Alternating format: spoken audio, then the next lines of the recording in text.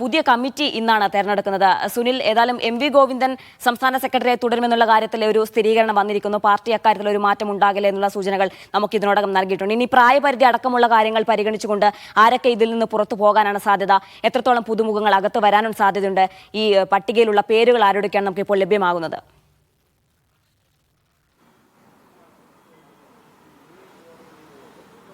അല്പസമയത്തിനുള്ളിൽ CPM-ന്റെ പ്രതിനിധി സമ്മേളനം നടക്കുന്ന ഹാളിൽ പാർട്ടിയുടെ അവൈലബിൾ കേന്ദ്ര കമ്മിറ്റി യോഗം ചേരും. ആ കേന്ദ്ര കമ്മിറ്റി യോഗത്തിന് ശേഷം സംസ്ഥാന സെക്രട്ടേറിയറ്റും സംസ്ഥാന കമ്മിറ്റിയും ചേരുന്നുണ്ട്. ഈ സംസ്ഥാന കമ്മിറ്റിയിൽ പുതിയ കമ്മിറ്റിയുടെ ഒരു പാനൽ അവതരിപ്പിക്കുമെന്നാണ് നമുക്ക് മനസ്സിലാക്കാൻ സാധിക്കുന്നത്. അതിൽ നിന്ന് ആ പാനൽ പിന്നീട് സംസ്ഥാന പ്രതിനിധി സമ്മേളനത്തിന് മുമ്പാകെ അവതരിപ്പിക്കുകയാണ് ചെയ്യാറ്. 11 മണിക്ക് മുഖ്യമന്ത്രി 11 മണിക്കാണ് ഇന്ന് പ്രതിനിധി സമ്മേളനം ആരംഭിക്കുന്നത്. പ്രതിനിധി സമ്മേളനത്തിൽ നേരത്തെ സേഫ് സൂചിപ്പിച്ചതുപോലെ മുഖ്യമന്ത്രി നയരേഖയുമായി ബന്ധപ്പെട്ട് കഴിഞ്ഞ ദിവസം നടന്ന പൊതുചർച്ചയ്ക്ക് മറുപടി നൽകുകയാണ് ചെയ്യുക.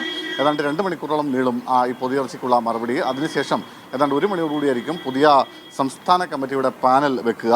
നിലവിൽ ലഭിക്കുന്ന വിവരമനുസരിച്ച് ഈ പ്രായപരിധിയുടെ മാനദണ്ഡം അനുസരിച്ച് നിരവധി പേര് ഇത്തവണ സംസ്ഥാന കമ്മിറ്റിയിൽ നിന്ന് ഒഴിവാകുന്നുണ്ട്. അത് കണ്ണൂരിൽ നിന്ന് PK ശ്രീമതി, പാലക്കാട് നിന്ന് AK ബാലൻ, തിരുവനന്തപുരത്ത് നിന്ന് ആനാവൂർ നാഗപ്പൻ, മലപ്പുറത്തു നിന്ന് P നന്ദകുമാർ, തൃശ്ശൂരിൽ നിന്ന് NR ബാലൻ, തൃശ്ശൂരിൽ നിന്ന് തന്നെ MK കണ്ണൻ, അതുപോലെ എറണാകുളത്ത് നിന്ന് ഗോപി കോട്ടമുറി തുടങ്ങിയവരൊക്കെ പ്രായപരിധി മാനദണ്ഡത്തിൻ്റെ ഭാഗമായി ഇത്തവണ സംസ്ഥാന കമ്മിറ്റിയിൽ നിന്ന് ഒഴിവാകും. അതുപോലെ കൊല്ലം കരുനാഗപ്പള്ളിയിൽ ഈ വിഷയത്തിൽ ആരോപണ വിധേയനായിട്ടുള്ള KK രാജഗോപാൽ, സൂസൻ കോടി എന്നിവരെയും ഇത്തവണ സംസ്ഥാന കമ്മിറ്റിയിൽ നിന്ന് മാറ്റിയേക്കുമെന്നാണ് നമുക്ക് ലഭിക്കുന്ന വിവരം. ഒപ്പം P രാജേന്ദ്രൻ, K വരദരാജൻ തുടങ്ങിയവരും സംസ്ഥാന കമ്മിറ്റിയിൽ നിന്ന് ഇത്തവണ ഒഴിയാനാണ് സാധ്യത. അങ്ങനെയാണെങ്കിൽ പുതിയതായി സംസ്ഥാന കമ്മിറ്റിയിലേക്ക് വരിക 5 പുതിയ ജില്ലാ സെക്രട്ടറിമാർ. ആ 5 പുതിയ ജില്ലാ സെക്രട്ടറിമാരെയും എന്തായാലും സംസ്ഥാന കമ്മിറ്റിയിൽ ഇത്തവണ ഉൾപ്പെടുത്തുമെന്ന് ഉറപ്പാണ്. വയനാട് നിന്ന് റഫീഖ്, മലപ്പുറത്ത് നിന്ന് PV അനിൽ, ഒപ്പം KB അബ്ദുൽ ഖാദർ തൃശ്ശൂർ ജില്ലാ സെക്രട്ടറിയാണ്, M രാജഗോപാൽ കാസർഗോഡ് ജില്ലാ സെക്രട്ടറി, മെഹബൂബ് കോഴിക്കോട് ജില്ലാ സെക്രട്ടറി. ഈ 5 പേർ എന്തായാലും ഇത്തവണ സംസ്ഥാന കമ്മിറ്റിയിൽ ഉറപ്പായും ഇടം നേടും. ഒപ്പം DYFIയുടെ സംസ്ഥാന സെക്രട്ടറിയും പ്രസിഡന്റും വസീഫും VK സനോജും ഇത്തവണ സംസ്ഥാന കമ്മിറ്റിയിൽ ഉണ്ടാകും എന്നാണ് പ്രതീക്ഷിക്കുന്നത്. അതുപോലെ കോട്ടയത്ത് നിന്ന് JC തോമസിനെയും സംസ്ഥാന കമ്മിറ്റിയിലേക്ക് എടുക്കാനുള്ള സാധ്യതയുണ്ട്. കണ്ണൂരിൽ നിന്ന് PK ശ്രീമതി ഇത്തവണ പ്രായപരിധി മാനദണ്ഡങ്ങളുടെ ഭാഗമായി സംസ്ഥാന കമ്മിറ്റിയിൽ നിന്ന് ഒഴിവാകും. സ്വാഭാവികമായും കണ്ണൂരിൽ നിന്ന് തന്നെയുള്ള ഒരു വനിതാ പ്രതിനിധി ഇത്തവണ സംസ്ഥാന കമ്മിറ്റിയിൽ എത്താൻ സാധ്യതയുണ്ട്.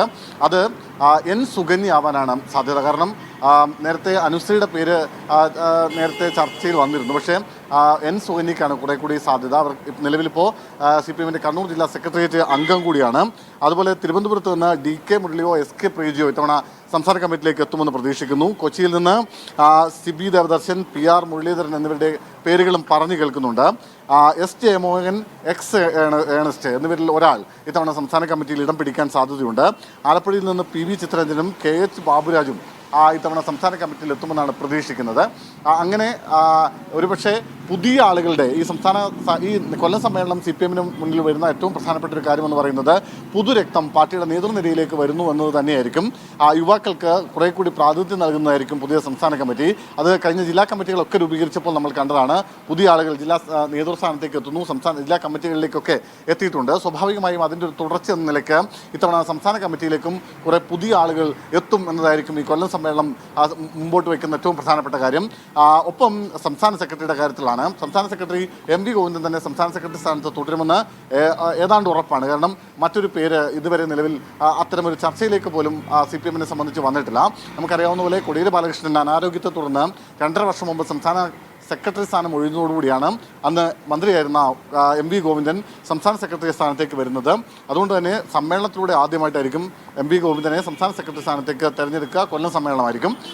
എന്തായാലും 2 മണിയോടുകൂടി പുതിയ സെക്രട്ടറി, പുതിയ സംസ്ഥാന കമ്മിറ്റി ഇതൊക്കെ സംബന്ധിച്ച് കുറേ കൂടി കൃത്യമായ വ്യക്തമായ വിവരങ്ങൾ പുറത്തേക്ക് വരും. അതിൽ സംസ്ഥാന കമ്മിറ്റിയിലേക്ക് അതിനുശേഷം സെക്രട്ടേറിയറ്റ് രൂപീകരിക്കുമെന്ന കാര്യത്തിൽ ഒരു കൃത്യതയില്ല. കാരണം സാധാരണഗതിയിൽ CPM-ന്റെ രീതി സംസ്ഥാന സെക്രട്ടേറിയറ്റ് രൂപീകരിക്കുക, പുതിയ സംസ്ഥാന കമ്മിറ്റിയെ കണ്ടെത്തി അതിനുശേഷം ചേരുന്ന സംസ്ഥാന കമ്മിറ്റി യോഗത്തിലൊക്കെ ആയിരിക്കും സംസ്ഥാന സെക്രട്ടേറിയറ്റ് രൂപീകരിക്കുക. പക്ഷേ കഴിഞ്ഞ എറണാകുളം സമ്മേളനത്തിൽ അങ്ങനെ ആയിരുന്നില്ല. എറണാകുളം സമ്മേളനത്തിൽ സംസ്ഥാന സമ്മേളനം നടക്കുന്ന അപ്പോൾ തന്നെ സെക്രട്ടേറിയറ്റ് രൂപീകരിച്ചിരുന്നു. അതായത് സംസ്ഥാന കമ്മിറ്റി രൂപീകരിച്ച് ആ സമ്മേളനത്തിൽ തന്നെ പുതിയ സെക്രട്ടേറിയറ്റും രൂപീകരിച്ചിരുന്നു. അതിൻ്റെ ഒരു തുടർച്ച കൊല്ലം സമ്മേളനത്തിൽ ഉണ്ടാവുമോ എന്ന കാര്യത്തിൽ ഉറപ്പില്ല. അതൊരു പക്ഷേ അല്പസമയത്തിന് ശേഷം ചേരുന്ന കേന്ദ്ര കമ്മിറ്റി യോഗത്തിൽ മാത്രമായിരിക്കും ഇത് സംബന്ധിച്ച് ഒരു അന്തിമ തീരുമാനം ഉണ്ടാവുക. ആ കേന്ദ്ര കമ്മിറ്റിയാണ് ഇക്കാര്യത്തിൽ തീരുമാനമെടുക്കുക. എന്തായാലും സെക്രട്ടേറിയറ്റിൻ്റെ കാര്യത്തിൽ നമുക്കിപ്പോൾ ഉറപ്പ് പറയാൻ കഴിയില്ല. എന്തായാലും ഒരു 2 മണിയോടുകൂടി പുതിയ സംസ്ഥാന കമ്മിറ്റിയും പുതിയ സംസ്ഥാന നേതൃത്വം ഔദ്യോഗികമായി തന്നെ CPM നിലവിൽ വരും. അതിനുശേഷം 3 മണിയോടുകൂടിയാണ് റെഡ് വാളണ്ടിയർ മാർച്ചും അതുപോലെ തന്നെ പൊതുസമ്മേളനം അടക്കമുള്ള കാര്യങ്ങളിലേക്ക് കടക്കുക.